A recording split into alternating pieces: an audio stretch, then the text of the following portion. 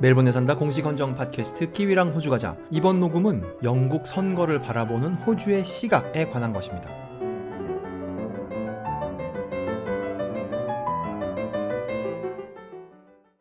(2019년 11월 6일에) 녹음하고 있습니다.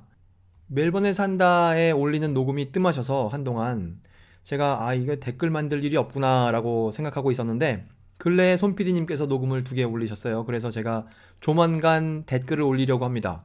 근데 오늘은 댓글이 아니고 요즘 우리들 눈앞에 왔다 갔다 하는 다른 얘기 하나 올리려고 합니다. 소재는 영국 선거인데요. 영국 선거가 어떠합니다. 그걸 하려고 하는 것이 아니라 영국 선거에 관해서 호주에서 본 시각이 어떠한가, 그거를 다루려고 합니다. 그래서 전반부에서는 잡담 비슷하게 좀 가벼운 선거에 관한, 영국 선거에 관한 가벼운 얘기 조금 알아보고요. 그 다음에 후반부에서는 제가 고른 글이 하나 있어요. 호주에서 어떤 사람이 영국 선거에 대해서 좀 진지하게 쓴 글인데 그걸 살펴보려고 합니다. 우선 영국에서 지금 2019년 12월에 왜 선거를 하는가라는 이야기를 간단히 해야 되겠죠. 물론 이걸 들으시는 분들은 다들 잘 아실 거라고 생각해요. 하지만 이 녹음을 혹시 몇 년 후에나 듣게 되신다거나 그러면 이제 그 당시에 어땠었지? 이런 게 잘 생각이 나지 않을 수 있기 때문에 이제 아주 간단히 기록으로 남기려고 합니다. 원래는 영국이 별일 없으면 2022년에 선거를 하기로 되어 있다는 거예요. 그런데 지금 갑자기 2019년 12월에 선거를 하게 된 것은 그 브렉시트라는 문제가 앞으로 가지도 못하고 뒤로 가지도 못하고 아무런 해결책이 나오고 있지 않기 때문에 아예 여기서 선거를 해가지고 한번 사람들의 뜻을 알아보자, 그런 의미로 이제 12월 12일에 한다고 합니다. 그러니까 지금부터 한 달 남짓 남은 것이죠. 그 12월 12일에 한다는 선거에 관해서 어느 당이 현재 몇 % 지지고 이런 결과가 나오면 어떻게 되고, 이런 영국 선거에 대한 직접적인 소식은 인터넷에 엄청 많이 돌아다니고 있기 때문에 제가 꼭 키위랑 호주 가자에서 그걸 다뤄야 될 필요는 없다고 생각합니다. 다만 제가 하고 싶은 것은 다가오는 영국의 선거에 관해서 호주, 뉴질랜드 아니면 키위랑 호주 가자랑 관련된 어떤 그런 내용이 있으면 그거를 다뤄보는 것, 그것이 제가 하려고 하는 것이에요.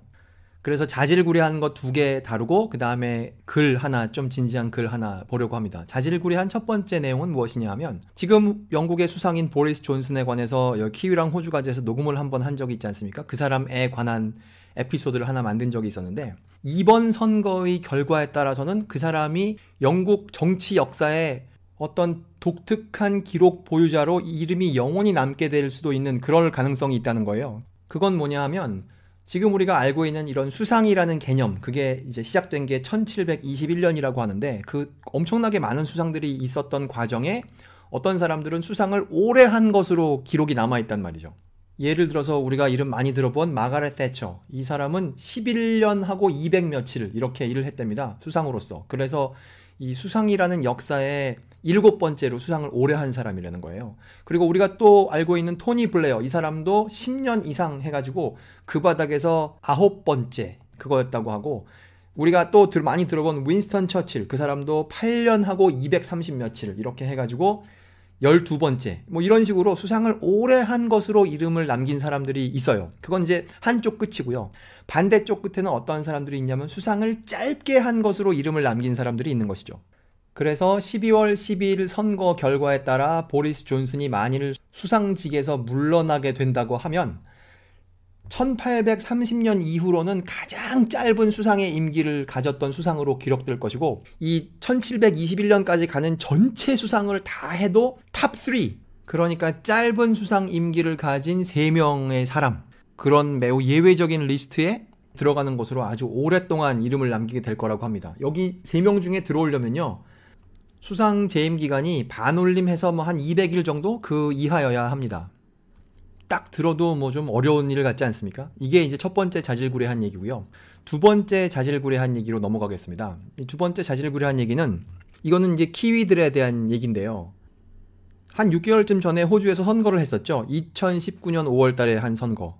근데 잠깐 이 날짜를 보면요. 2019년에 한 선거는 5.18에 했다는 거예요. 그리고 지금 다가올 12월에 하는 선거는 12.12에 한다는 거죠. 이 사람들이 이 날짜를 뭐 한국 현대사를 보고 고르는 게 아닌가 싶을 정도로 아무 날짜라는 고르지 않습니다. 5.18, 12.12 뭐 이런 정도가 돼야 이제 이 사람들이 그걸 가지고 선거를 한다는 건데 그 5월 달에 있었던 선거를 잠시 한번 돌이켜 보십시오.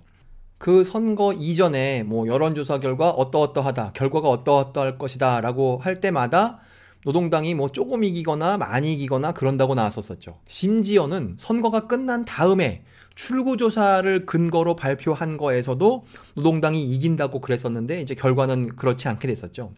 이렇게 우리가 경험하였던 2019년 5월 달에 호주 선거는 놀라운 것이었단 말이죠. 그 결과라는 것에 있어서. 그 과정에 무슨 키위인 어떤 사람들이 선거운동에 참여했었다 이런 소식이 있었습니다. 그런데 그 사람들이 이번에는 영국에서 하는 그 선거에도 참여하게 된다 이런 소식이 나왔어요. 제가 그래서 그걸 제목만 살펴보려고 합니다. 2019년 10월 10일에 나온 기사예요. 이것도 쌍십절에 나온 기사죠. 오늘 뭐 날짜들이 아주 환상적인 날짜들인데 이 기사의 제목이 뭐냐? Boris Johnson's Conservatives hire Kiwi gurus. 이거 지금 어디에 나온 거냐면 시드니 모닝 헤럴드에 나온 겁니다. 보리스 존슨의 보수당 사람들이 뉴질랜드 사람 선거 전문가를 고용합니다. 근데 그 전문가들은 어떤 것으로 알려져 있냐면 Who worked on Morrison's shock win. Morrison's shock win. 모리슨의 놀라운 승리 혹은 모리슨의 깜짝 승리 그거에 함께 같이 일했던 그 뉴질랜드 선거 전문가들을 이번에 영국의 보수당에서 그 사람들을 고용해서 이제 같이 선거 운동을 한다는 거예요. 근데 그 사람들이 어떤 사람들인가 봤더니 두 사람인데요. 두 사람 다 20대예요. 그래서 사실 뭐 잘 알려져 있지 않습니다. 뭐 SNS를 이용하여 뭐 선거에 도움이 되는 어떤 거를 하는 그런 사람들이라고 하는데 뭐 젊은 사람들이니까 그냥 first name만 읽겠습니다. 한 명은 쇼온이고 한 명은 벤이에요. 이제 이 사람들이 런던에도 사무실이 있는데 이제 이 바닥에서 좋은 경력으로 알려지게 돼요. 특히 이 5월 달에 있었던 호주 선거 뭐 이런 것 등으로 알려지게 돼요. 뭐 이 사람들이 잘한다. 그렇게 돼서 이제 이번 선거에도 이 사람들이 참여를 하게 된 것이죠. 이제 여기까지가 자질구레한 얘기입니다. 짤막한 피아노 소리 하나 넣고 그 다음에 본론으로 넘어가도록 하겠습니다.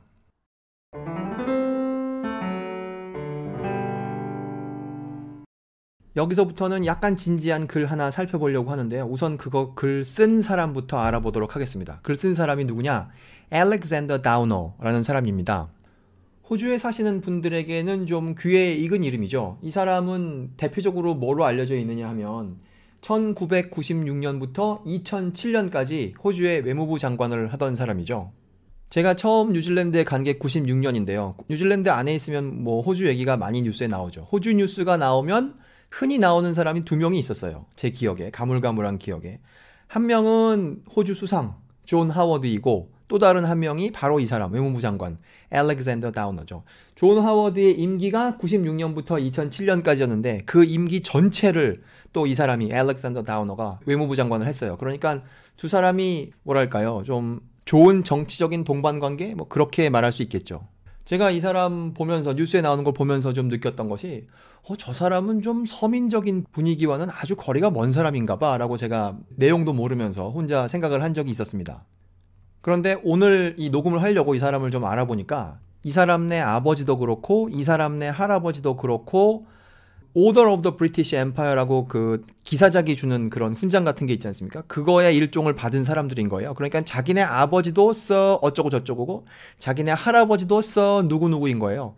그리고 자기네 외할아버지, 그 사람도 제가 정확하게 뭘 받았는지는 찾을 수 없었으나 써 뭐라고 불린다는 거예요. 그러니까 이 사람은 그걸로 불리는 사람들이 가득한 그런 세상에서 자라난 사람이죠. 그러니까 뭐 당연히 서민적인 그런 분위기와는 거리가 멀어야 되지 않을까, 그렇게 짐작을 해봅니다. 그 사람이 속한 정치 권력, 이제 거기가 선거에 지죠. 케빈 러드한테 2007년에 져서 그 다음에 정치에서 손을 떼죠. 그 다음에 무슨 대학에서 일하고 그러다가 잠시 후에 몇 년 뒤에 우리에게 익숙한 용어로는 재영 호주 대사, 이거 하이 커미셔너니까 뭐 대사라고 하는 게 옳진 않지만 그냥 그렇게 부르겠습니다. 그걸로 2014년부터 2018년까지 거기에 있었어요. 그래서 그런 뉴스에 뭐 영국에 누가 갔습니다 이런 뉴스에 보면, 호주 사람이 갔습니다 이런 뉴스에 보면 이 사람이 알렉산더 다우너가 그 자료 화면에 나오고 뭐 아니면 누구랑 악수하는 장면이 나오거나 뭐 그런 걸로 볼 수가 있었죠. 그게 2018년까지였어요. 그 이후에는 뭐 호주에 왔지 않았을까 생각합니다. 그러다가 이 사람이 신문에다가 기고를 하기 시작했어요. 그래서 호주 신문에 이 사람 글이 나오기 시작했는데 바로 얼마 전까지 놀던 물이 영국이기 때문에 영국에 대한 글을 이 사람이 많이 씁니다. 그러다가 이번에 쓴 글은 선거에 대한 거예요. 그래서 그걸 살펴보려고 합니다. 한 가지 감안해서 우리가 들어야 할 것은 이 양반이 이제 좀 있으면 70이 됩니다. 그리고 이 양반이 그 우파 정치가를 오래 했기 때문에 좌파 정치가를 보는 눈이 뭐랄까요? 색안경이 있달까? 그 색이 얼마나 진하냐 하는 것은 뭐 각자 판단에 달린 것이지만 그런 시각이 있지 않을까 제가 추측해 봅니다. 그렇기 때문에 우리가 그걸 알고 이 글을 보면 좋을 것 같아요. 그 색이 얼마나 뭐 짙으냐 아니냐에 관계없이 그것조차 호주의 현실이기 때문에 그런 생각이 존재한다는 것이 호주의 현실이기 때문에 우리는 그걸 송두리째 한번 읽어보는 것이 우리가 이 사람과 동의를 하건 동의하지 않건 간에 의미가 있는 일이라고 생각합니다. 그래서 이제 이 글을 읽어볼 거예요. 이 사람이 기고하는 신문은 Australian Financial Review이고요. 이 글이 나온 것은 2019년 11월 4일에 나온 거니까 이제 이틀 전에 나온 것이죠. 제가 녹음하는 이 시점에 봤을 때. 제목은 이거예요. Australia has a lot at stake in UK's December election. 영국에서 벌어질 12월 선거에 호주의 이해관계가 많이 걸려 있습니다. 이제 이게 제목인 것이죠. 이 사람 첫 번째 문단에서 이제 자기가 하고 싶은 중요한 얘기를 하는데요. 그게 뭐냐? 이 선거의 결과가 어떨 것이다 라는 자기의 생각을 발표하는 거예요. 이 사람 생각에 따르면 보리스 존슨이 이번 선거에 이겨서 영국이 유럽연합에서 1월 중에 나오는 것, 1월 말 이전에 완전히 나오는 것, 그럴 확률이 70%라고 생각을 하고, 그리고 노동당이 이겨서, 영국의 노동당수인 제레미 코빈이 이끄는 영국의 노동당이 이겨서 사실상 유럽연합에 영국이 남아있게 될 확률이 30%다라고 자기 생각을 말한 겁니다. 여기 쓴 단어는 prediction, 예측, 예상, 그거예요. 그 다음 문단은 이렇게 시작합니다. You may ask, so what? 그러니까 이 글을 호주에서 읽고 있을 독자는 그래서 뭐 어떻다는 거냐, 영국이 나오면 어떻고 뭐 안 나오면 어떻고 그게 우리랑 무슨 관계냐라고 질문을 사람들이 할 수 있을 수 있다는 거죠. 그 다음에 이 사람이 하는 말은 영국에서 12월 12일에 벌어질 그 선거는 우리에게 상당히 중요하다. 그렇게 독자들이 생각하시도록 제가 도와드리겠습니다.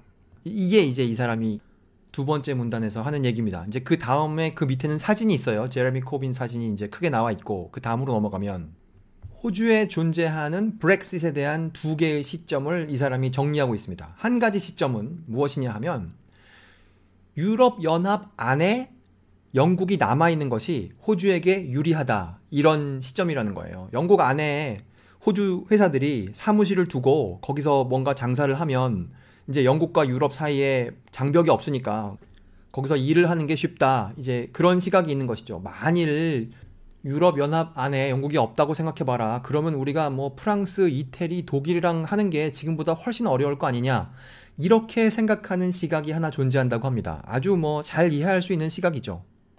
그 반대편 시각은 영국이 유럽연합을 나오면 이제 드디어 영국과 호주가 자유무역 협정을 맺을 수가 있게 된다는 거예요. 그거 아주 센 걸 맺음으로써 뭐 사람과 물자가 자유롭게 왕래하는 뭐 그런 걸 한번 맺어볼 수 있다. 이거 이제 이 키위랑 호주 과정에서 많이 한 얘기고, 특히 2018년 6월 17일 녹음, 이거 뭐 아주 초창기에 한 녹음인데요. 거기에서 제가 이 얘기 자세히 한 적이 있습니다. 그때 한 얘기는 그로부터 더 앞에 나왔던 글, 2017년 초반에 나왔던 글, 그걸 근거로 당시에 녹음했던 것이죠. 그래서 거기까지는 호주가 가질 수 있는 두 가지 관점, 시점에 대해서 얘기했어요. 그리고 그 다음에는 이 사람이 뭘 얘기하느냐, 유럽연합이 가진 시점을 얘기하는 거예요. 유럽연합의 입장에서 보면 영국이 그 안에 있느냐 없느냐 하는 것이 어떤 차이냐는 거죠. 유럽연합 안에 영국이 있으면 영국이라는 고구마 뒤에 딸린 줄기가 호주, 뉴질랜드, 캐나다, 미국 그런 게 막 달려있는 거 아닙니까? 유럽연합의 입장에서 보면. 그거에다가 영국이 유럽 안에서 군사비를 가장 많이 지출하는 나라라고 합니다. 그리고 여기저기 군대를 보내서 이런저런 일들을 하죠, 영국이. 그게 뭐 좋은 일이건 나쁜 일이건 그게 현실이고, 그리고 런던이 국제적으로 중요한 금융 중심지라는 거는 뭐 유럽연합의 입장에서도 부인할 수 없는 현실이죠. 그렇기 때문에 유럽연합의 입장에서 봐도 영국이 나간다는 것은 큰 사건이라는 거예요. 여기 있는 문장 하나 읽으면 Without Britain, 영국이 없이는 the EU will be weaker and introverted. 그 유럽연합이 더 약해지고 그리고 내향적인 그런 유럽연합이 될 것입니다. 그렇기 때문에 유럽연합의 관점에서 볼 때는 노동당이 이기는 것이 좀 더 매력적인 결과라는 거죠. 여기서 잠깐 딴 얘기를 하면 이 기사 속에 제가 보기에 타이포가 두 개가 있어요. 하나는 조금 전에 들으셨습니다. will be weaker라고 제가 읽었는데요. 이 신문에는 그 be 동사가 없어요. 그래서 제가 혹시 weaker라는 거를 동사로 쓰나 하고 한참 찾아봤는데 뭐 당연히 동사로 쓰지 않죠. 그러니까 이 문장에는 우리가 be를 넣어주지 않으면 동사가 없는 그런 문장이 돼요. 그래서 이 전직 호주 외무부 장관과 그 다음에 호주 신문사 하나를 살려주는 입장에서 제가 be를 넣어서 읽었습니다. 이 사람이 그 다음에는 만일 노동당이 이긴다면 어떻게 될 것인가 그거에 대한 자기의 생각을 적었어요. 그 노동당이 된다면 벌어질 일이 네 가지가 있다는 거예요. 그 네 가지 변화를 하나하나 제가 설명했는데요. 그 네 가지는 세금, 그 다음에 노동시장, 국유화, 공유화 그런 거랑 네 번째는 외교 정책인데 하나하나 보면 첫 번째는 세금이에요. 지금 영국의 법인세는 19%를 향해서 내려가고 있다고 합니다. 그리고 개인은 소득세가 가장 높을 때가 27이라는 거예요.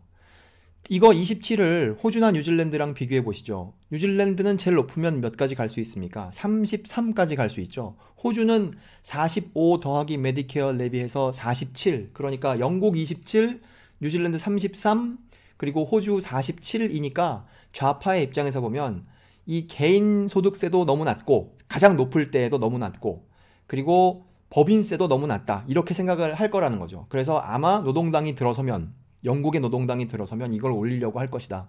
사실 뭐 호주에서 그게 47이 가능하지만 그렇게 많이 내는 사람은 뭐 많지 않을 거라고 생각해요. 하여튼 그게 첫 번째입니다. 세금 올릴 것이다. 그게 이제 자기 생각이고요. 두 번째 레이버 마켓인데요. 뭐 이름이 노동당이니까 당연히 노동조합과 연결이 많이 되어 있겠죠. 호주에도 마찬가지 아닙니까? 그러니까 노동당이 들어서면 노동조합에다가 힘을 확 실어주고 뭐 그에 따른 결과가 많겠지만 그 중에 하나가 컬렉티브 바게닝이죠. 이거 그 개인이 임금 협상을 하는 것이 아니라 이 전체적인 임금 협상을 노조가 하는 뭐 그런 거 세게 할 것이다. 이제 그것이 두 번째 이 사람의 그 예상이에요. 그리고 세 번째는 우리가 영국 역사 과거에 보면 대처가 들어서서 변화를 어떻게 민영화를 해가지고 많이 달라졌다 그런 얘기 많이 들어보지 않았습니까? 대표적으로 철도를 그렇게 했다고 해서 우리가 뭐 그런 거 다큐멘터리도 많고 책도 많고 그럴 거라고 생각해요. 이 사람의 주장에 따르면 알렉산더 다우너의 주장에 따르면 그때부터 벌어졌던 일들 그 민영화했던 것들을 예를 들어서 철도, 예를 들면 물 혹은 에너지에 관련된 시설들 이런 거 다 공공의 재산으로 공유화 혹은 국유화 이 사람 뭐라고 했냐면 back on the public ownership 이렇게 할 거라는 거죠. 여기까지만 보면 이게 어디 멀리서 벌어지는 일 같지만 이 사람의 주장은 이런 일들이 호주에게 아주 의미가 있는 현상이라는 거예요. 여기 뭐라고 되어 있느냐? 호주가 영국에게 투자를 많이 했다는 거예요. 물론 영국의 돈도 호주에 많이 들어와 있겠죠. 여기에 있는 문장을 읽으면요. Our superannuation funds in particular are very substantial investors in the UK. 호주 안에 지금 슈퍼애니웨이션 펀드라는 게 뭐 사람들마다 많이 갖고 있지 않겠습니까? 그것이 우리는 그걸 여기 있는 회사에 넣었지만 그 회사들은 결국 그 돈을 많은 경우 영국에다가 투자를 했다는 거예요. 물론 영국에 투자를 한다는 것은 영국에 나와 있는 다른 나라를 근거로 한 상품들도 많이 있겠죠. 하여간 그 돈이 거기에 많이 가 있는데 Dramatic economic changes in Britain 영국에서 아주 극적으로 경제적인 변화가 벌어지면 could lead to substantial losses for Australian investors. 호주에서 투자한 사람들에게 커다란 손해가 될 수도 있습니다. 이렇게 말한 것이죠. 그거에다가 추가적으로 영국이 세계에서 5번째로 큰 경제 대국이라고 합니다. 그러니까 여기에서 큰 변화가 생기게 된다면 그러면 세계 경제에도 큰 영향을 미친다. 이렇게 말하고 있어요.